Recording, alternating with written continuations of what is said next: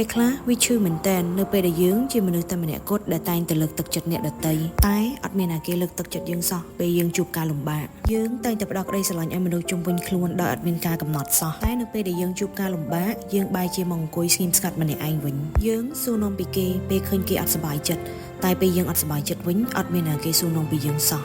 តែយើងនៅតែសប្បាយចិត្តក្នុងការបន្តធ្វើវាមិនដោយសារតែយើងស៊ាំនឹងអានឹងទេប៉ុន្តែដោយសារតែយើងអត់ចង់ឲ្យអ្នកដទៃជួបនឹងបញ្ហាតែមួយដូចយើងជីវិតវាមិនមែនជួបតែភាពរីករាយរហូតទេហើយអ្វីដែលយើងបានព្រៀងទុកក៏មិនបានន័យថាវា go as planned ដែរគ្រប់គ្នានៅក្នុងโลกនេះតែងតែជួបការមិនពេញចិត្តការបរាជ័យហើយនឹងពេលមួយដែលយើងតែងតែមានអារម្មណ៍ថារឿងហ្នឹងវាអាចកើតឡើងសោះហ្មងទោះបីយើងព្យាយាមបណ្ណាក៏ដោយតែទាំងអស់គ្នាត្រូវចាំណាការបរាជ័យពិតប្រាកដលុះត្រាតែទាំងអស់គ្នាបោះបង់វាចោលនៅលើផ្លូវមួយទោះបីជាវាពិបាកដើរប៉ុណ្ណាក៏ដោយសូមបន្តតាណារបស់អ្នកហើយបោះជាហ៊ានទៅមុខរហូតដោយមិនងាកក្រោយពេលខ្លះស្ដាប់ទៅវាពិបាកមែនទែនសម្រាប់យើងតែផ្លូវនឹងវាជាផ្លូវតែមួយគត់ដែលអាចឲ្យយើងអភិវឌ្ឍនិងផ្លាស់ប្ដូរខ្លួនឯងបាននៅក្នុងវីដេអូនេះខ្ញុំចង់ចំណាយពេល